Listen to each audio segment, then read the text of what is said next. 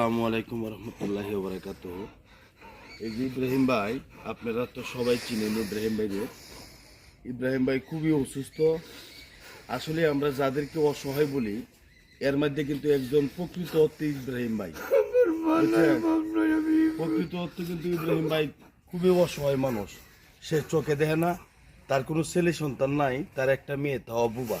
এই লোকটা কালকে রাত্র থেকে, প্রতিদিনের রাত্রে আমি চেষ্টা করি তার রাত্রে পৌঁছায় দেওয়ার জন্য। আপনার কালকে রাত্রে দুইবার করে আমি ফোন দিয়েছি, সে ফোনটা তুলছে না। তখন আমি চিন্তা করলাম যে কি ব্যাপার, ফোনটা উঠাইলো না। পরে জানতাম পারলাম সে খুবই অসুস্থ, বুঝছেন? তো তার জন্য আপনারা সবার কাছে দোয়া চাই, সকলেই দোয়া করবেন। সে খুবই অসহায় মানুষ, বুঝছেন? খুব অসুখ, তার অনেক অসুখ। তার জন্য সবাই মন থেকে দোয়া করবেন।